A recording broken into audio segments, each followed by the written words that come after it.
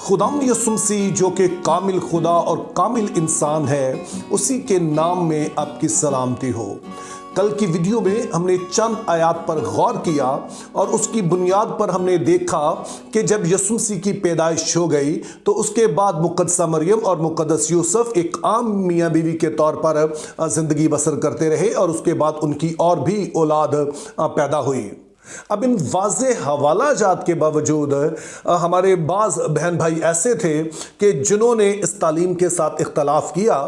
जो जाहिर है ऐसी कोई गैर मामूली बात नहीं है कि ऐसा हो सकता है कि कोई तालीम दी जाए और बाज़ लोग उससे मुतफिक ना हों। ताहम जब मैंने अपने इन भाइयों के कमेंट्स पढ़े तो मैंने नोट किया कि ये 3 तरह के लोगों ने इस तालीम के साथ इख्तलाफ किया है। पहले नंबर पर तो बाज़ भाई ऐसे थे जिन्होंने किसी तरह की कोई दलील नहीं दी, बल्कि उन्होंने सादा लफ्जों में कहा, जी आप जो कुछ कह रहे हैं आप गलत कह रहे हैं। उन्होंने कोई वजह नहीं बताई कि किस वजह से वो इस तालीम को गलत कह रहे हैं। बहरहाल ये उनकी अपनी राय है और मैं जाहिर है कि उनकी राय का भी एहतराम करता हूं। ताहम अपने इन भाइयों से मैं दरख्वास्त करना चाहता हूं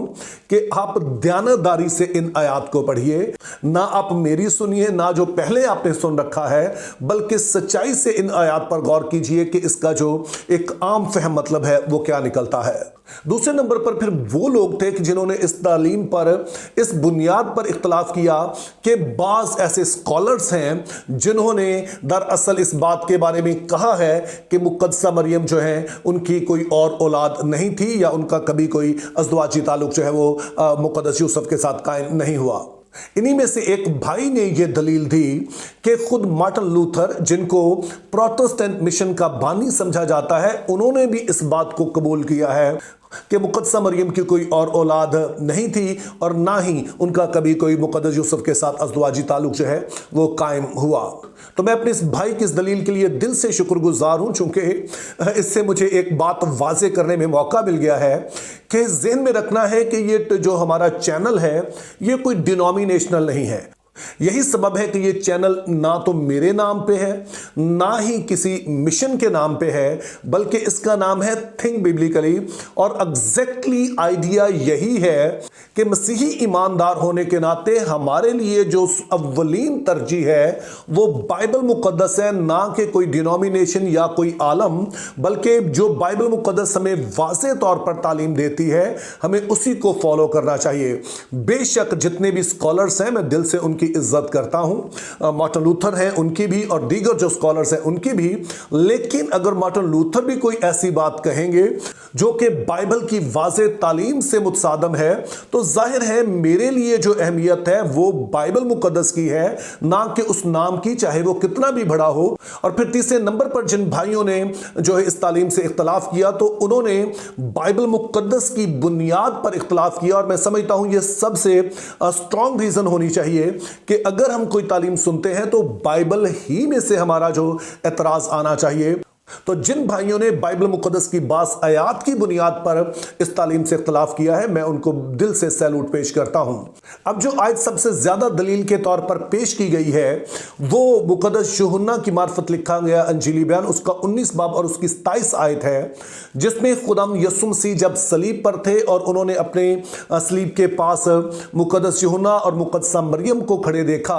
तो उन्होंने यूहन्ना रसूल से कहा, देख तेरी मां ये है, और उसके बाद मुकद्दस यूहन्ना जो है वो मुकद्दसा मरियम को अपने यहां ले जाते हैं। तो दलील ये है कि अगर यसुम मसीह के और भी बहन भाई थे या मुकद्दसा मरियम के और भी बच्चे थे तो फिर यसुम मसीह को जरूरत क्यों पड़ी कि वो मुकद्दसा मरियम को अपने शागिर्द के हवाले करे। तो इस हवाले से अपनी पहली बात याद रखनी है कि जब यसुम मसीह ने बपतिस्मा लिया तो उसके बाद वो फुल टाइम खिदमत में आ गए, जिसका मतलब यह है कि उसके बाद वो अपने घर पर बहुत ही कम रहे और वो फिर एक शहर से दूसरे शहर, एक गांव से दूसरे गांव, तो इसी तरह से अगले 3 साल वो मुख्तलिफ जो इसराइल के इलाके हैं, हत्ता कि इसराइल के बाहर के बाज़ इलाके, उनमें खिदमत सर अंजाम देते रहे। तो इस दौरान उन्होंने घर पर रहकर वक्त नहीं गुजारा है।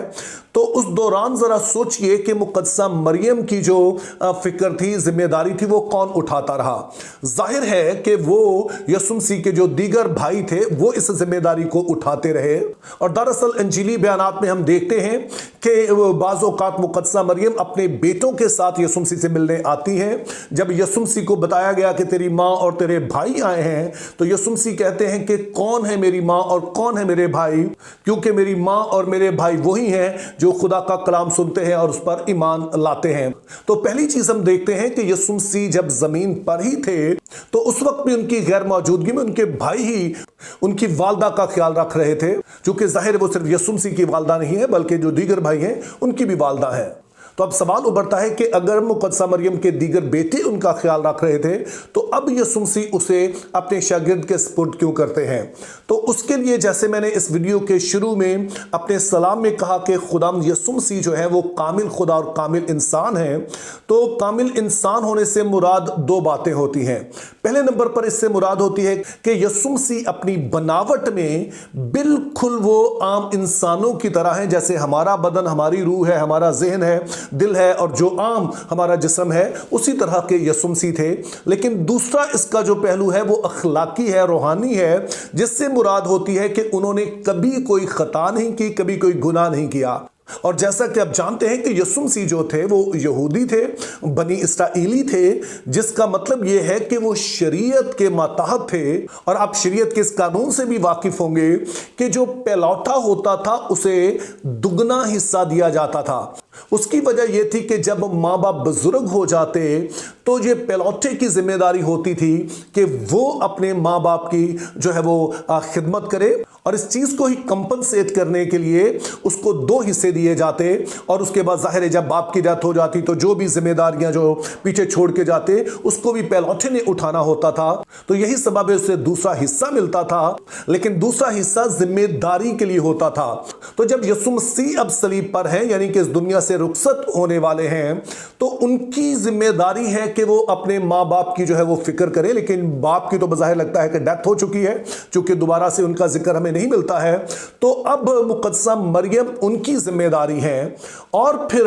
जो यहूदी रवायात बताती हैं कि अगर ऐसा कुछ होता कि जिसकी जिम्मेदारी होती अपने माँ बाप को संभालने की, तो वो अपनी वफात के वक्त अपनी माँ की या अपने बाप की जिम्मेदारी किसी को देकर जाता था। तो जब यीशु मसीह ने मुक़द्दसा मरियम को यूहन्ना के हवाले किया तो वो सिर्फ उस वक्त की जो रवायात थी, उस वक्त जो शरई निज़ाम मौजूद था, उसकी वो पैरवी कर रहे थे। और इस वाली आयत का मकसद ये दिखाना है कि अगरचे कि यीशु सलीब पर हैं, लेकिन एक आम इंसान के तौर पर जो इनकी जिम्मेदारियां उनको उन्होंने कभी भी फरामोश नहीं किया है। और फिर तीसरी बात यह है कि अगर इस बात को मान भी लिया जाए कि यीशु मसीह की जिम्मेदारी थी कि वो मरने से पहले मुक़द्दसा मरियम को किसी के सुपुर्द करें, तो उन्होंने अपने किसी भाई के सुपुर्द क्यों नहीं किया। तो बज़ाहिर लगता है कि इसके पीछे रूहानी वजह थी। और इस बात का इजहार खुद यूहन्ना रसूल अपने इंजीली बयान के 7वें बाब की 2 से 4 आयत में करते हैं, जिसमें कुछ यूं लिखा है, और यहूदियों की ईद क़याम नज़दीक थी, पर उसके भाइयों ने उससे कहा, यहां से रवाना होकर यहूदिया को चला जा, ताकि जो काम तू करता है उन्हें तेरे शागिर्द भी देखें, क्योंकि ऐसा कोई नहीं जो मशहूर होना चाहे और छिपकर काम करे। अगर तू ये काम करता है तो अपने आप को दुनिया पर जाहिर कर,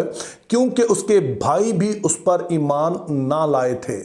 तो इन आयात में एक वाज़ेह तौर पर हमें बताया गया है कि जो यीशु मसीह के भाई थे उनके जीते जी वो उन पर ईमान नहीं लाए, और दूसरी तरफ मुक़द्दसा मरियम है जो कि शुरू से ही इन बातों को देख रही हैं, सुन रही हैं, जो यीशु मसीह के हवाले से कही जाती हैं। उन्होंने उनके पेट में पड़ने से लेकर अब तक हर एक बात को आगे जाता देखा है। और अब जब यीशु मसीह सलीब पर इस नजात के काम को मुकम्मल करने को हैं और उसके बाद इसके रिजल्ट दुनिया तक पहुंचना चाहते हैं, तो बज़ाहिर लगता है कि खुदावंद यीशु मसीह की ख्वाहिश यह है कि मुक़द्दसा मरियम उन सारी चीज़ों की गवाह भी हो। और फिर मुक़द्दसा मरियम ने वो सभी कुछ होते भी देखा, और उन्होंने शुरू से जो कुर्बानी दी थी उसका उन्होंने फल भी देखा, उसका हासिल भी देखा। चूंकि अब वो मुक़द्दस यूहन्ना के हाथ थी, अब वो शागिर्दों के साथ रह रही थी, और वो उन सारे कामों को होता देख रही थी जो कि यीशु मसीह के कब्र पर जाने और उसके जी उठने और रूहुल कुद्स के नज़ूल के बाद वो सारा कुछ होता है। तो इस तरह से हम देखते हैं कि खुदावंद यीशु मसीह अपनी जान देने से पहले मुक़द्दसा मरियम की जो देखभाल की जिम्मेदारी है अपने भाइयों में से किसी को देने की बजाय मुकद्दस यूहन्ना को देते हैं। तो आइडिया यह है कि मुकद्दसा मरियम ईमानदारों की उस जमात का हिस्सा रहें जिनके वसीले से अब निजात का जो प्लान है उसने आगे बढ़ना है, और वो उस जमात का हिस्सा रही भी। 40 दिन तक जब यीशु मसीह उन सभी पर जाहिर होते रहे तो मुकद्दसा मरियम भी उनमें शामिल थी। जब रूह कुद्स का नज़ूल हुआ तब भी मुकद्दसा मरियम इसी ग्रुप का हिस्सा थी। और यीशु मसीह इस बात को यकीनी बनाते हैं कि मुकद्दसा मरियम ईमानदारों की जो जमात है उसका हिस्सा रहें। तो इस तरह से जो आयात हमने कल पढ़ी जिनमें यह बात वाज़ेह है कि मुक़द्दस यूसुफ और मुक़द्दसा मरियम के दरमियान यीशु मसीह की पैदाइश तक कोई भी अज़दवाजी ताल्लुक नहीं था, लेकिन उसके बाद वो आम मियाँ बीवी के तौर पर रहे और उनकी औलाद पैदा हुई। और इस तालीम पर जो सवाल उठाए गए उसका हमने देखा कि तसल्ली बख्श जवाब मौजूद है। तो इसलिए मैं इस बात को फिर से दोहराना चाहता हूं कि मुक़द्दसा मरियम की अजमत का ताल्लुक इस बात से है कि वो इस दुनिया के नजात दहिंदे को इस दुनिया में लाने का वसीला बनी है। और उसके बाद चाहे उनके बच्चे हुए या नहीं हुए, इससे उनकी अजमत पर कोई फर्क नहीं पड़ता है। उनकी इस अजमत की हिफाजत खुद खुदा ताला ने ली है, और ना ही कोई और चीज इसमें इजाफा कर सकती है और ना ही कोई और चीज इसमें किसी तरह की कमी कर सकती है। मुक़द्दसा मरियम हमारे लिए तारीख़ इंसानी की सबसे अजीम खातून थी, हैं, और वो सदा रहेंगी चूंकि उन्हें ये इस्मत खुद खुदा ताला ने दी है। Think biblically, live purposefully, have a very good day.